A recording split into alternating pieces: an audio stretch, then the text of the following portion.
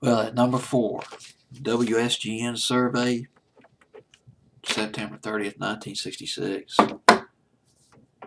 I just don't understand it. The Odie stations absolutely will not play this record. Why?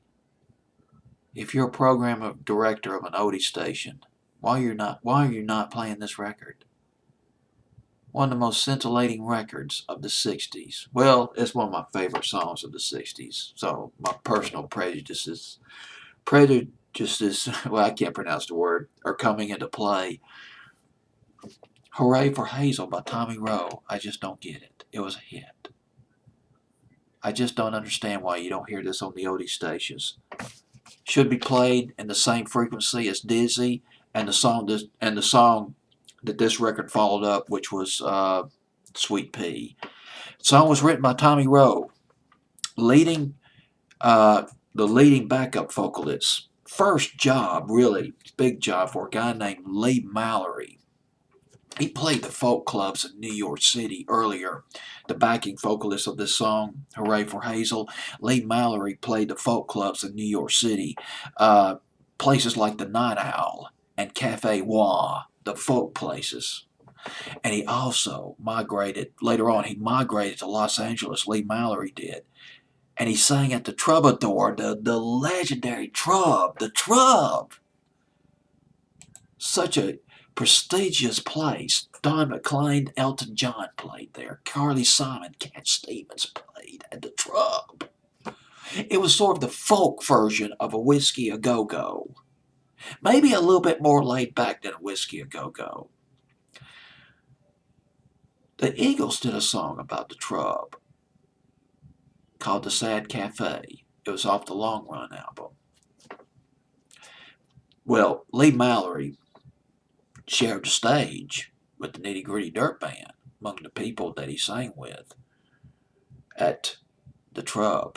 He was also part of an experiment, Lee Mallory, of a group called The Man.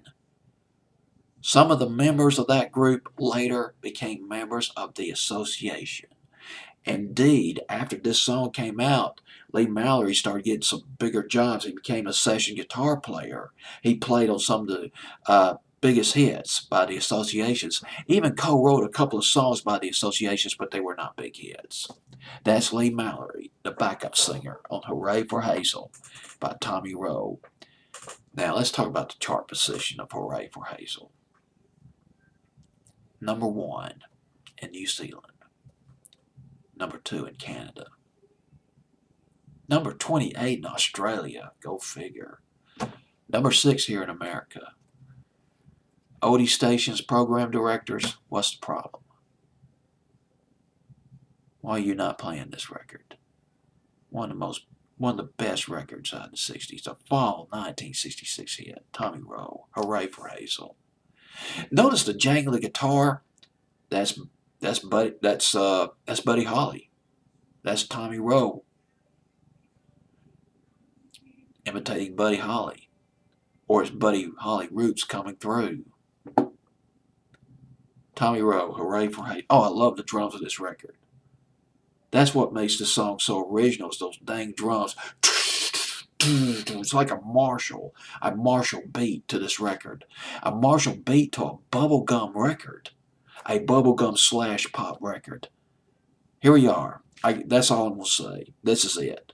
Number 4, WSGN's playlist, the week of September 30th, 1966. Hooray for Hazel, Tommy Roe.